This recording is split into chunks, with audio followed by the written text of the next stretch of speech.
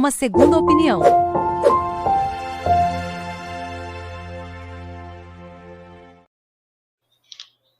Olá, como vai? Mais um programa Política Sem Censura, uma segunda opinião. Um programa da TV W12 em parceria com o site Segunda Opinião e o site Mídia Crítica. A partir de agora, o nosso 19º programa. Venha curtir, comentar, fazer parte desse programa que é feito para todos vocês. O programa de hoje é sobre o tema O Brasil que a transição revela, o governo de Lula sobre os escombros, porque o Brasil que Lula vai receber é um Brasil que vai ter dinheiro para investir ou é um país que está arrasado economicamente, né? Então, vamos passar aqui desde já o bola dentro e o bola fora para o professor Rosena Amorim. Rapaz, bola dentro é o fortalecimento aí da equipe de transição. A gente vê que os trabalhos já estão bem avançados e a intervenção, a participação do Lula, né, fez com que essa equipe de transição ela realmente ganhasse uma dinâmica, né? E a bola fora faz parte do que a gente vai discutir, que esses movimentos extremamente negativos, como foi mais uma vez o bloqueio de 1 bilhão e 700 milhões do MEC feito pelo atual governo, né? Então, assim, isso aí já dá uma deixa para o que nós vamos discutir hoje no programa. Professor Clésio, seja bem-vindo, o seu bola dentro e bola fora dessa semana. Boa noite a todos, né? O meu bola dentro dessa noite vai ao convite que o Lula recebeu do presidente dos Estados Unidos e disse que aceitava, mas só iria para a visita, só iria para o encontro, a reunião, após estar diplomado, né? Ou seja, se mostrando aí com poder de soberania, se colocando como presidente, né, que eu vou para negociar, mas eu vou como presidente. Então, uma grande bola dentro, formalizando as relações internacionais. E o bola fora, lamentavelmente, um grupo de jogadores numa Copa do Mundo que se submetem ali a uma festa muito dispendiosa, com churrasco, folheada a ouro, né? Quer dizer, numa época dessa, com tanta gente passando fome, inclusive no Brasil numa dificuldade financeira enorme, e esse esbanjamento e essa coisa aí tão dispendiosa e tão fora de propósito. Então, a partir de agora, mais um programa Política Sem Censura, uma segunda opinião. Professor, qual o Brasil que a transição está revelando? O MEC divulgou hoje, né, que os pagamentos de dezembro foram congelados em todas as unidades vinculadas à pasta. É verdade que não existe dinheiro para pagar os médicos residentes e nem das bolsas da coordenação e do aperfeiçoamento da pasta no programa nos níveis superiores e outros mais programas, professor Rosena. Verdade, né? Esse movimento já tinha sido ensaiado, né, no período eleitoral. E aí, devido aos movimentos, à reação extremamente negativa da sociedade, houve um recuo.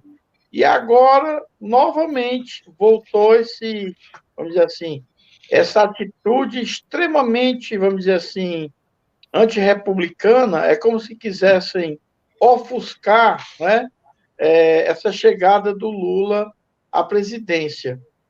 E, assim, eu acredito que vai se fazer necessário retroagir essa medida. Nós não podemos aceitar um apagão na educação depois de tantas perdas, de tantas baixas, porque com a maneira como foi gerenciada a educação, principalmente a educação básica nesse país durante os 2 anos da pandemia, que os prejuízos nós só vamos aquilatar daqui a mais umas 2 décadas, a gente vai ter a noção do que foi o estrago, esses 2 anos, o estrago foi causado na educação, e eu ainda enfatizo mais, principalmente na educação básica, e eu até diria, no ensino fundamental, principalmente.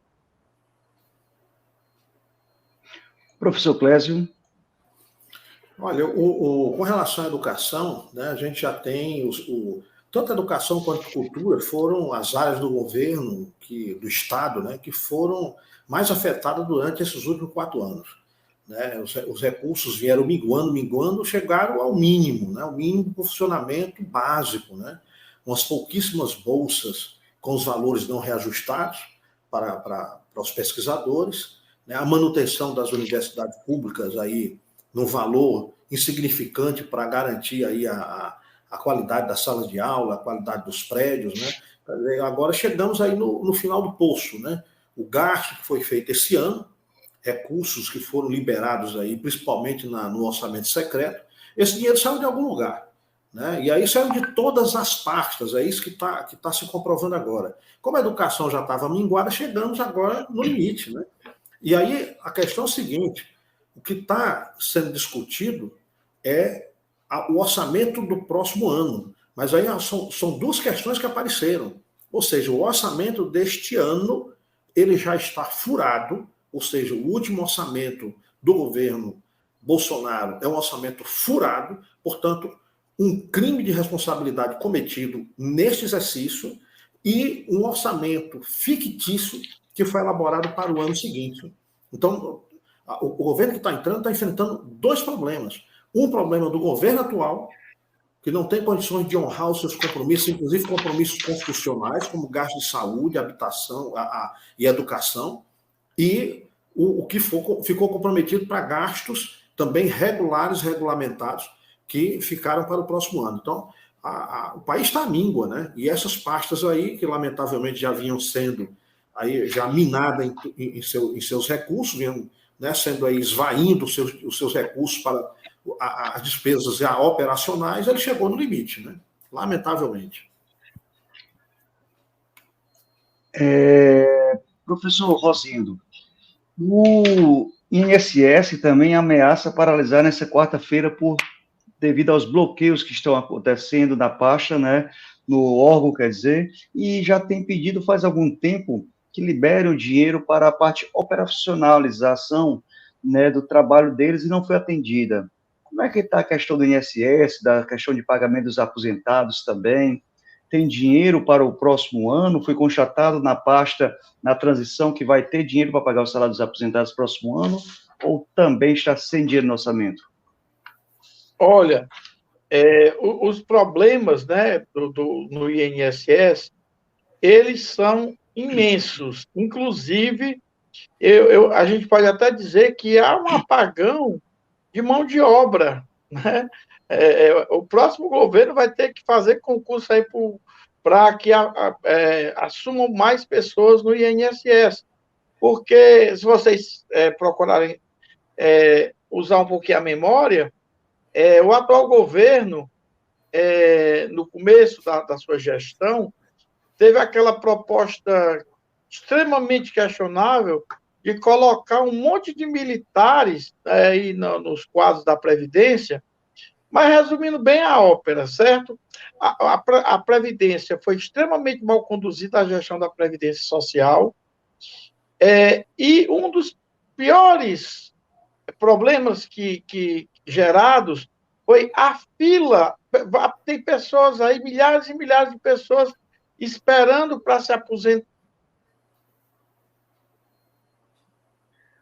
Professor, quer dizer, as pessoas têm seus direitos e estão tendo os seus direitos vilipendiados, ou seja, não estão conseguindo se aposentar. Então, assim, para todo lado que você se vira, nesse governo, você só está vendo o quê? Os problemas que, de certa maneira, vinham sendo encobertos, vinham sendo disfarçados, e que agora a própria equipe de transição ela vem se deparando com coisas absurdas. Daqui a pouco vamos falar os absurdos da saúde. Nós começamos com a educação, mas a saúde foi uma das pastas mais prejudicadas durante esse processo. apesar da pandemia, né?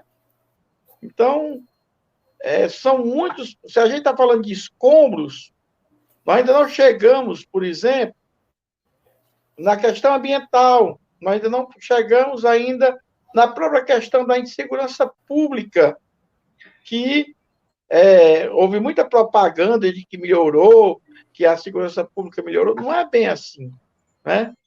Mas, por enquanto, vamos ficar aqui com relação ao INSS. O INSS está vivenciando uma crise que eu acho que nunca o INSS viveu uma crise como esta que está sendo vivenciada agora, né? Então, e aí, só para sair do INSS, essa estratégia de fazer, entre aspas, tudo à distância, fazer tudo telematicamente, deu no que deu. Está aí a confusão, né? Está aí tudo, vamos dizer assim, empastelado, para ser bem cearense. Falta mão de obra do INSS de verdade. Professor Clécio, contigo, depois, professor Rosina, a gente vai voltar à questão dos militares no governo, dos Bolsas Família que eles receberam e outra coisa mais. Professor Clécio, gente, comente à vontade aí e faça a sua pergunta. Olha, professor, desculpa. Nós temos uma questão aí que precisa ser observada, que são duas linhas, né, que a gente tem de descalabro. Uma é de gerenciamento mesmo, ou seja, nós temos um governo de incompetentes em todas as áreas. Né? Você pensar aí, o nome de ministro da Educação desse país. Quer dizer, a gente saía de um desastrado para um amalucado. Né? Quando a gente olha para todas as áreas do governo, era de uma incompetência absurda. Então a gente tem um problema operacional, quer dizer, de incompetência de fazer a máquina funcionar. Isso é uma coisa. A outra é o que a gente precisa aprofundar. Porque para onde foi os recursos públicos? Porque nós tivemos, durante esse período, o que os dados já apontam é que nós tivemos um aumento da distância de renda desse país, com um aumento enorme das pessoas abaixo da linha de pobreza e um crescimento dos supermilionários. Então, o que nós tivemos aí foi uma apropriação de recurso público que agravou a distância social no Brasil, que nós vimos reduzindo. Nós vimos com uma redução dessa distância aí, já no período do governo Lula até o final do governo Dilma, com resultados extremamente satisfatórios. O coeficiente de Gini mostra isso claramente, e de repente a gente chega a esse final com essa distância voltando, e isto por apropriação dos recursos públicos que se dão por várias pastas. Né? A gente chega, vamos já tocar nesse assunto, né? Mas a gente tem aí a participação dos militares recebendo dinheiro indevido, não só com salários, mas inclusive com benefícios governamentais. O mercado financeiro, que ainda tem a cara de pau de ficar criticando aí a PEC para tapar o buraco, que é isso que essa PEC vai fazer, e salvar o país desse desastre enorme, ainda fica fazendo crítica e fazendo exigências quanto ao nome do próximo ministro da Economia. Quer dizer, foi ganhos elevadíssimos em cima da miséria do povo, levamos uma boa parcela de volta à pobreza, e tudo isso, por um lado, por incompetência, e por outro, por esperteza. E essa transição, ela não tem que chegar só ao diagnóstico. É preciso fazer o caminho do dinheiro, para onde foi o dinheiro público. E é necessário que a gente responsabilize. Colocar o país de volta aos trilhos da normalidade, de Estado Democrático de Direito, pelo menos próximo daquilo que a gente define como Estado Democrático de Direito, ou seja, fazer essa república voltar a ser república, é preciso que nós identificamos os culpados, as responsabilidades criminais, e que a punição seja realizada de acordo com o que está previsto legalmente no país. É a única forma que a gente tem de passar limpo esse país e não retroceder novamente daqui a alguns anos. Senão nós vamos virar essa sanfona. A gente vem com o Partido dos Trabalhadores, organiza esse país, e mais à frente a gente tem toda uma ideologia que vai colocando tudo de cabeça para baixo, e aí retoma-se novamente os neoliberais e entrega o país de novo acabado, como estão fazendo novamente que já fizeram lá atrás com o governo Fernando Henrique Cardoso, entregaram esse país com um débito enorme junto ao FMI, e agora com a possibilidade de que iríamos com certeza para o FMI se esse governo tivesse aí ganho as eleições agora. Lá, felizmente, né, a gente alterou esse percurso e fizemos a única escolha possível para reconstruir esse país. Eu queria pegar, Luiz, carona aqui no que o Clédio colocou, e quando a gente fala dos escombros, que como legado desse governo, a coisa mais importante que precisa ser soerguida é a democracia nesse país. Porque se tem vamos dizer assim, um patrimônio que nós conseguimos construir, que a gente vem construindo desde 88, desde a Constituição de 88, é justamente fortalecer a nossa democracia. E nesses 4 anos, o que foi que aconteceu? Um desgaste da democracia, se colocou um choque entre os poderes, um governo que passou o tempo todo se confrontando. Primeiro começou desqualificando o legislativo de onde ele é oriundo. Sua origem é no legislativo, ele começa desqualificando a classe política, todos os políticos, e, de alguma maneira, a política em si, a política passa a ser vista como uma coisa ruim, como uma coisa negativa, né? E o judiciário, o Supremo Tribunal Federal foi transformado por esse governo num clube, entre aspas, de ditadores. Então, todo tipo de absurdo que se tentou fazer por esse governo e seus, vamos dizer assim, seus aliados, o tempo inteiro, quando o Supremo reagia às investidas contra a Constituição, aí qual era o mote desse pessoal? Olha, a liberdade de expressão está sendo tolhida. Nós não temos liberdade de expressão. Ditadores. Esse Supremo é um antro de ditadores. E desses ditadores, né, a gente sabe que tem o ditador maior, entre aspas, que é o ministro Alexandre de Moraes.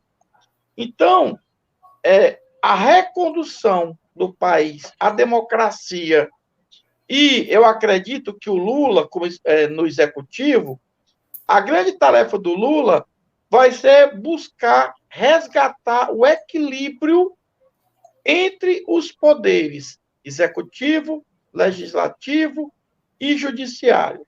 Eu até já escutei de alguns bolsonaristas: tenham cuidado aí com esse Alexandre de Moraes, vocês estão pensando que é um ditadorzinho, não sei o que mais. Vamos ver como é que o Lula vai lidar com o Supremo Tribunal Federal. Quer dizer, professor, diga. Enquanto o senhor vai falando, eu estou começando a colocar aqui umas imagens, né, dessa turma, né, que é tudo proposital, né, professor também, Clécio, quero ouvir seu comentário. É tudo proposital, é tudo esquematizado para despistar algumas pessoas, né, colocar alguns, digamos, acéfalos no meio da rua aí, batendo continência, sei lá que o boneco é esse aí, vocês são mais atualizados nos desenhos animados, me diga, já bateram continência para ET. Olha, Luiz. Né? Então, é uma coisa bem assim, só um minuto, professor. É uma coisa orquestrada, não tem alguma coisa para dizer que é tudo banal. Então, eles sabem muito bem o que estão fazendo, né? Não, isso então, é planejado, meu amigo. Eles estão saindo, estão fazendo que nem Hitler, né? Eles estão saindo destruindo tudo que foi deixado de possível prova para dificultar ao máximo que se apure o que foi feito no governo dele e se apure, dificulte ao máximo o outro governo entrar e ter condições. Que eu estava também tentando mostrar aqui na outra questão é justamente essa, que o auxílio emergencial, por exemplo, foi constatado, né, na equipe de transição, 135 mil mortos receberam o auxílio emergencial, 79 mil militares e também empresários. O que é que isso acarreta, no meu modo de entender? Acarreta nisso aqui. Acarreta na falta de condições de investimento do país, onde aumenta o número das famílias ameaçadas por despejo, por pobreza, por fome. Quer dizer, como é que essas pessoas vão conseguir pensar em lutar por um país se não tem comida no prato da mesa, se não tem um sindicato forte, se não tem conscientização? Passa a palavra para o professor Clésio para comentar sobre isso, professor. Depois a gente volta para o senhor. 2 minutinhos. Professor Clésio. Olha, quando a gente pensa, né, e aí o Rosendo está completamente correto, né, porque o que nós fizemos recentemente no país foi um desastre total, né, porque a gente acabou com a institucionalidade do país, né, os poderes foram desmoralizados, as instituições de Estado desmoralizadas, né, o Exército, um verdadeiro papelão, continua exercendo esse papelão, né, tivemos o descalabro administrativo, os recursos do Estado foram apropriados aí de uma forma, né, que vazou para algum lugar, porque dinheiro não desaparece assim, então ele foi desviado para algum outro destino aí, que não aquilo que é previsto por lei, para onde ele deveria ter sido alocado, e a gente criou essa situação aí, que é um retorno, né? Eu tive olhando aqui os dados de desemprego recentemente, nós voltamos para a taxa de desemprego característica do início lá do governo do FHC, taxa de desemprego na faixa de 14%, 15%, o coeficiente de Gini, que é o que mede a distância social, retornamos também a taxas de 20 anos atrás, ou seja, durante esse período aí, Temer e Bolsonaro, nós retroagimos para a década de 80, quer dizer, a grande crise pós a década de 70, que foi chamada década do milagre econômico, que na verdade tivemos taxas de crescimento altíssimas, mas sem distribuição de renda, quando a gente criou aqueles bolsões de pobreza que mais à frente, que causou essa pressão, né, enorme na sociedade brasileira, onde aumentou-se a violência, aumentou-se a fome, aumentou-se a mendicância, e que a gente passou a conviver com isso intensamente na década de 80 e 90, chamada as 2 décadas perdidas. Todo esforço de recuperação, né, vamos dar o crédito aí, né, ao Itamar Franco, que é o criador do Plano Real de fato, né? Vamos dar o crédito lá ao Itamar Franco, que trouxe essa estabilidade da moeda, mas as políticas econômicas compensatórias com resultados positivos, eles aconteceram no governo Lula-Dilma. Bom salientar que Dilma sai do poder por um golpe de Estado que, na verdade, retira uma presidente que trouxe o país para uma taxa de desemprego em torno de desemprego mínimo, 7%, é aquilo que se garante, inclusive, se chama de pleno emprego. Né? O pleno emprego ele oscila entre 3% e 6%, e a Dilma sai do governo com a taxa de desemprego de 7%. Quer dizer, a menor taxa de desemprego que esse país já viu na sua história desde os anos 40, quando mede taxa de desemprego. E professor, aí a gente viu tudo isso, né? Só adentro, a taxa de desemprego do governo da Dilma, em dezembro de 2012, chegou a 4,8%. Né? Vivemos realmente o pleno emprego. E não adianta termos taxas de desemprego, penso eu, em queda, caindo, se o tipo de trabalho é diferente daquele lá de trás, se o salário não tem o mesmo poder de compra, né? Se o trabalhador não tem, fora o poder de compra do salário mínimo, as mesmas questões sociais de acesso à saúde e outros bens mais, né? Luiz, como Minha Casa Minha Vida, né? A situação é pior, porque a gente hoje tem taxa de desemprego alta, mas com trabalho precarizado. Exato. São horrorosas, né? Se você pensar a época de Fernando Henrique Cardoso, ainda é melhor. Minha Casa Minha Vida não existe. Eu queria, Luiz, eu queria aproveitar rapidinho aqui, só para falar que, assim, para mim, sim, claro, as 2 piores coisas que esse governo fez, pior legado que ele fez, que aí eu vou logo para uma coisa que é sensível para todo mundo, que é o bolso, né? Foi esses que é a parte aí econômica. As 2 coisas que esse governo fez que prejudicou praticamente toda a sociedade brasileira, com exceção dos mais ricos, e mais especificamente o pessoal do agronegócio e o pessoal que especula no mercado financeiro, que foi a desvalorização da nossa moeda, ou seja, R$100, se você pegar e você, na prática, procurar saber o que é que você fazia com R$100 em 2017, o que é que você faz com R$100 hoje, Você vai entender o que é que eu estou querendo dizer. Desvalorização da moeda, essa foi a primeira coisa. A segunda pior coisa que esse governo fez foi ressuscitar a inflação.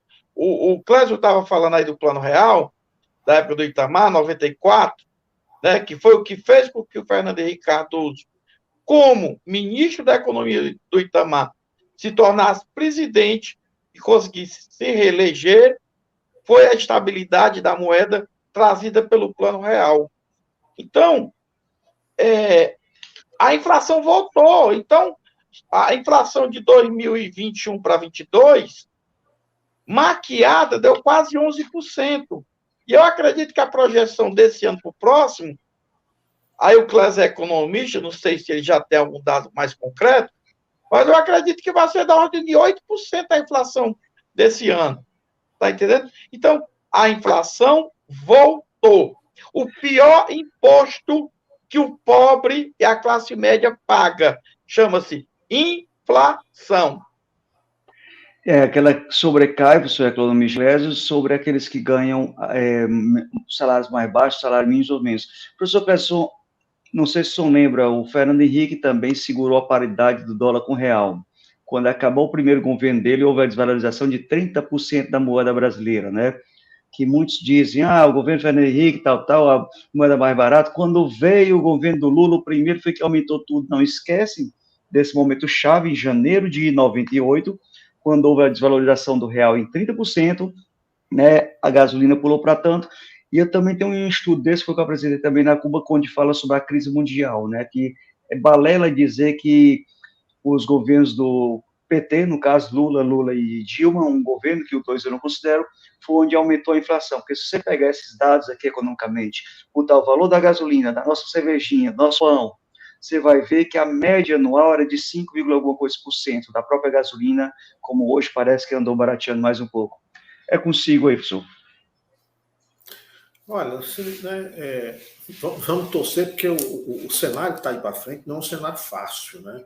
A felicidade nossa é que chega um governo com experiência, né? O PT que chega ao governo agora não tem nada a ver com aquele PT que chegou lá inicialmente, né? Então tem toda uma experiência nos poderes em geral, principalmente executivo e legislativo, e principalmente com essa máquina por dentro. A estratégia que foi montada pelo governo nessa transição é algo interessantíssimo, porque, por exemplo, a questão da saúde, né? Trouxe aí ex-ministros da saúde que estão trabalhando em comissão para reorganizar. Então, é um grupo que conhece por dentro. A mesma coisa nas outras áreas, né?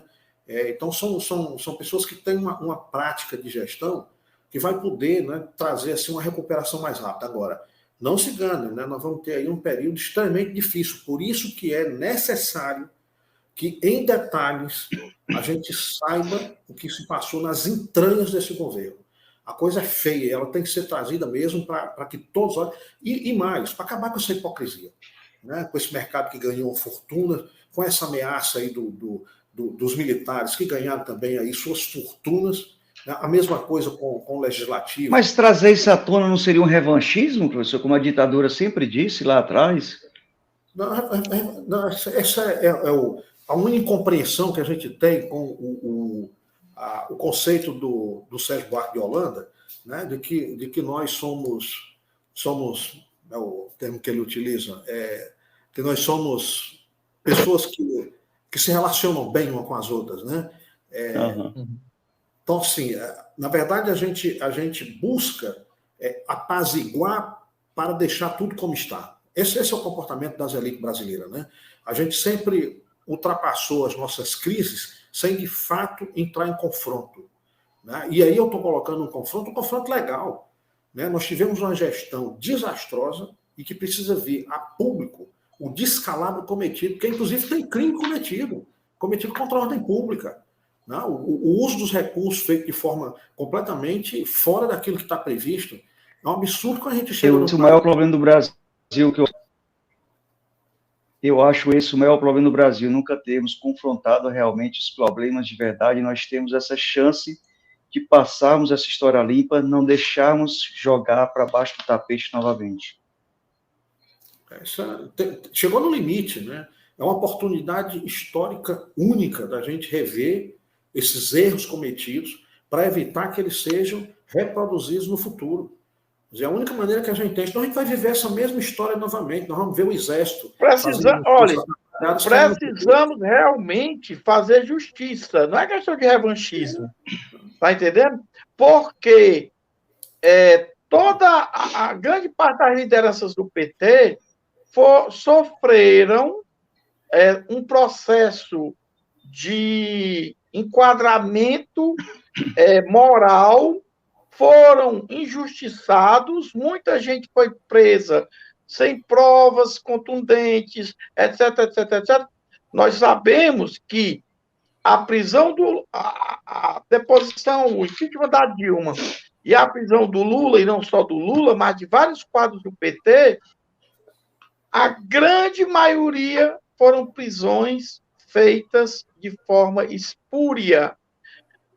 A Lava Jato, nós sabemos o que significou a Lava Jato, e isso não pode ficar assim, não pode ficar por isso mesmo, né? Então, eu espero que esse próximo governo, ele realmente busque passar limpo toda essa história, né? Esse pessoal da Lava Jato, principalmente as lideranças, os cabeças, eles precisam dar conta do lawfare que eles praticaram e que levaram a todo esse desmantelo que foi a trazida desse governo ao poder. Esses 4 anos de verdadeiro descalabro. Só para completar a informação, né, o que eu tinha falado aqui do Sérgio Buarque, é a ideia do brasileiro de ser um homem cordial. Esse conceito é muito mal entendido, porque ele é cordial nesse sentido. Na hora em que é preciso apurar e checar, aí não, deixa para lá, nós somos camarada, e vamos tocando a coisa. Aí busca-se a cordialidade, mas é uma cordialidade por interesse. Né? E esse interesse é um interesse pessoal. Né? E é isso que a gente precisa superar essa maneira de agir do brasileiro. Nossa, né? Precisamos averiguar e apurar. Ponto. Verdade. Chegamos ao final do nosso programa, né? Iremos agora para o quadro Ping Pong. Queria agradecer a todos vocês que estão pelos parceiros que estão assistindo o programa Política Sem Censura, uma segunda opinião. Esse programa vai ao ar toda terça-feira, às 9h da noite. Professor Clésio, o falso brilhante. Falso brilhante aqui, eu estou me lembrando do Bolsonaro, né? É o mito, o homão, o machão, que não faça mimimi, não chore. E aí, agora, diante aí da perda de poder e da possibilidade, inclusive, de responder criminalmente, aparece publicamente aí as lágrimas com mimimi, deixa de frescura, né? Seja homem, honre as calças que usa. Isso era o que a gente deveria estar dizendo para ele, e não ficar com esse chororô e esse mimimi. Não chorou quando nós tivemos as vítimas da Covid, e agora fica com esse choro que já perdeu o poder. Seja homem frente à realidade pela frente, rapaz. Ainda quer se colocar como líder. Líder de quê? Um frouxo. Bolsonaro, você é frouxo. Eu não sei como é que tem gente que ainda defende um frouxo desse. Tenha coragem e encare a realidade de frente. Professor Clésio, ou Rosendo, uma verdade inconveniente. Rapaz, uma verdade inconveniente é que esse pessoal vai pagar pelo que fez, viu? Não adianta achar que não vai, porque eu acredito que realmente pagarão pelos seus erros, pelos seus crimes e ilicitudes que cometeram, né, ao longo desses 4 anos. E espero que, nesse sentido, esse sigilo de 100 anos, né, até cantor sertanejo conseguiu sigilo de 100 anos em certas coisas aí, né? Espero que realmente isso seja colocado abaixo, né? Porque democracia rima com transparência e não sigilo. Obrigado, professores, Clésio, Rosendo, a todos que estão assistindo. Curta, comente, compartilhe. A gente volta terça-feira, 9h. Tchau.